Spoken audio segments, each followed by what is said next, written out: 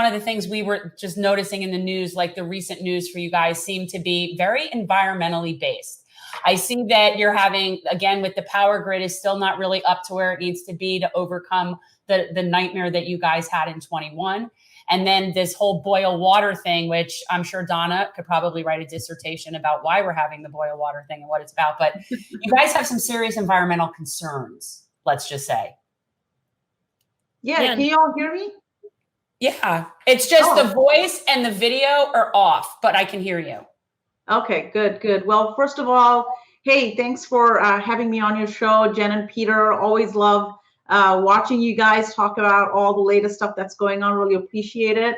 And really great to see Lorenzo and Representative Crockett. Really awesome to see you guys here from Texas. So really appreciate you guys having on. Yes, we still are under a boil water notice here in Austin, which is kind of strange in the sense that, you know, in the 15 plus years that I've been living here in Austin, Texas, this hasn't happened a lot, but it seems to be happening more and more. So it's kind of unfortunate. We did have a lot of it, obviously, during the winter freeze, but I think that was something that a lot of people across Texas experienced, not just Austin. But yeah, this is a strange phenomena. Apparently, it has nothing to do with the weather or the cold weather that we had last week.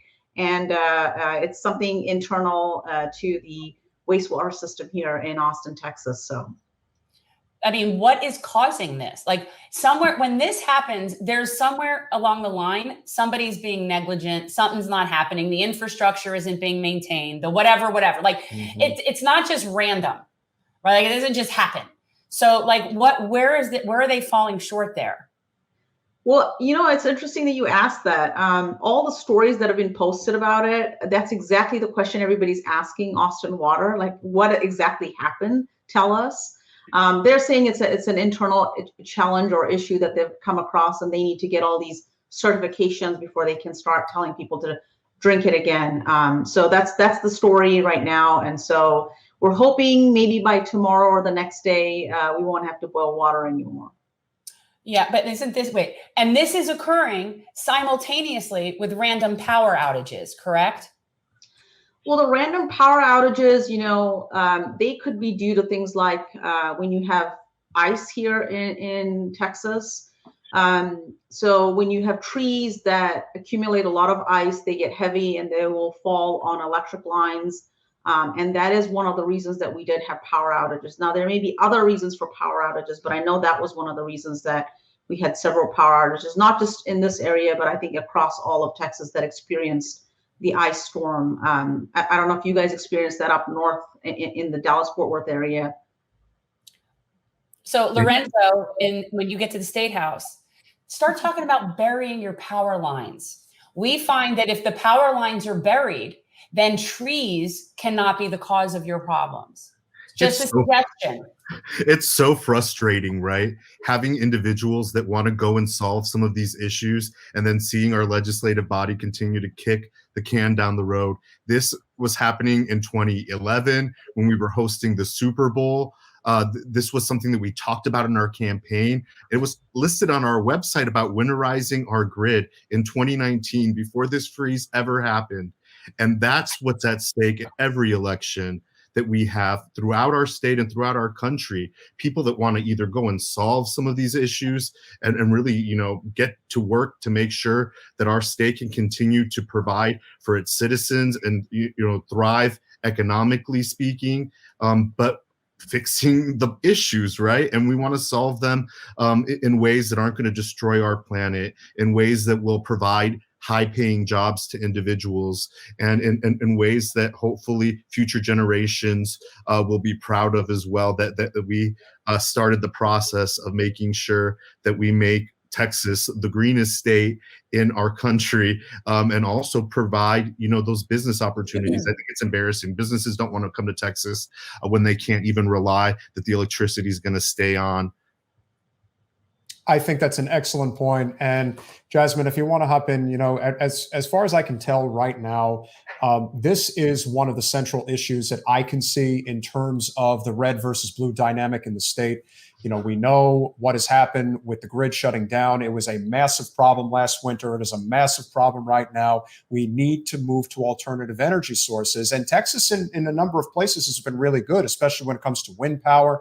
But it's still more or less the biggest producer of fossil fuels. And that is something that is a major problem, particularly when it comes to the red-blue dynamic, because it seems in Texas, especially for you guys who are either millennial or Gen Z, most of you seem to be on the pretty progressive side, even for Texas. And I think that speaks a lot to the direction that our generations really want to move the needle in. So what do you think are some of the reasonable solutions that we could be looking at as a means to dealing with this problem? Because it is serious. And the fact that it hasn't been fixed after what happened a year ago really says a lot about where the Texas GOP is right now.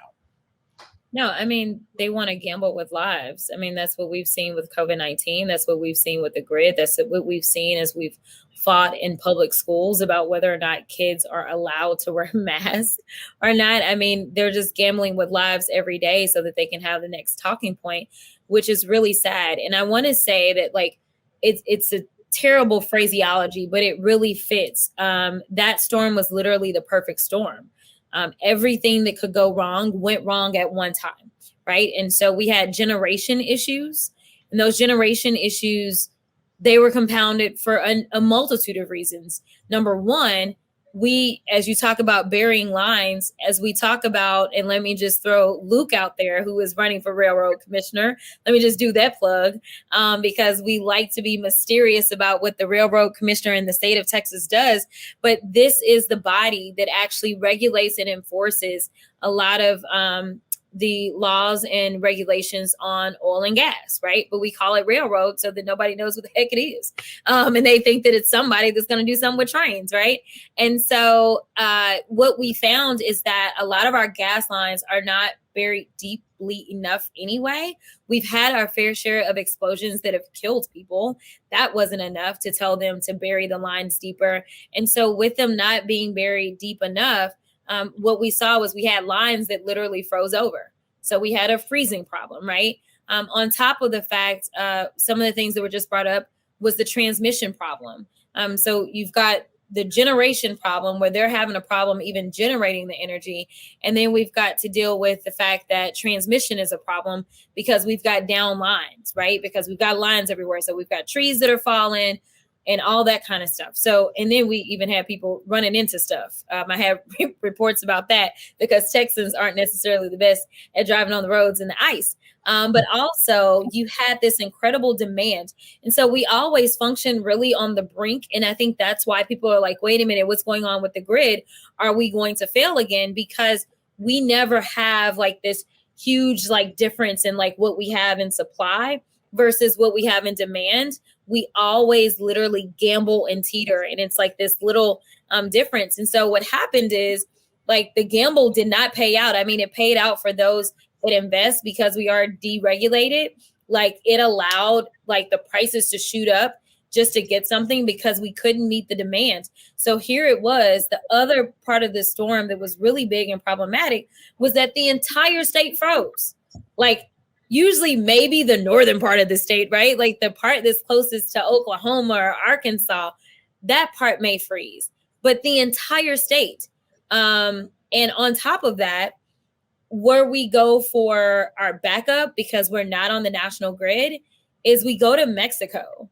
Well, guess what? Mexico was frozen too. So Mexico was like, we're going to hold on to our own energy, right? Like we can't give y'all any because we then won't be warm either.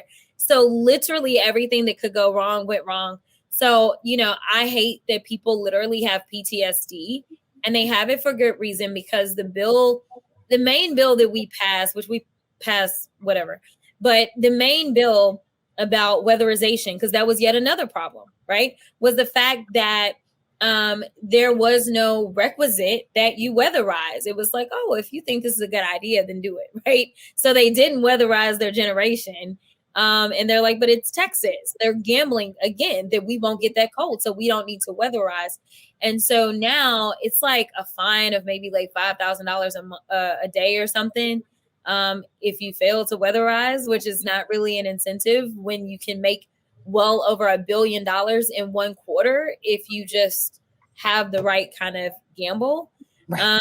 So that's why people are concerned about the grid. But this last storm, we didn't seemingly have any grid issues. And you like anything else, we're talking about infrastructure on the national level. Well, Texas needs to talk a little bit more about the infrastructure of Texas. Everyone knows that Texas is the fastest growing state in this country, or one of the fastest. I think it's the fastest. And so we added 2 new congressional seats. That is because we are adding people. As we're adding people, we are not adding to the infrastructure of our grid, right? And we want to be by ourselves. You know, that's what Texas is. We always want to secede from something. Been trying to do that since 1845. So no surprise exactly, there. That's who we are. So we continue to grow and have bigger demand. I actually proposed a bill because you can't build that like overnight, right? Like that's not going to happen. And winter was coming, as you would say, for those of you that love that wonderful show that's gone now. But anyway, winter was coming. So I was like, what are we going to do? And so I proposed a bill that actually was a tax incentive for people to get solar panels on their homes. That immediately adds to, well, that lessens the demand, but at the same time, we're also, you know, being a little bit more green. And also whatever you don't use, it actually then adds to the grid. And so they're basically microgrids, right? And so I wanted to incentivize people to do that. And so I offered a tax incentive because our property taxes are sky high in the state of Texas. And the chairman didn't want to give me a hearing. He wasn't trying to hear it. So what a surprise. Thanks for watching. If you want to support our mission to transform politics into service, please like this video, subscribe, follow us on social media, and consider joining our Patreon, where you'll get early access to our interviews as well as other exclusive content. Links are in the description. Peace out.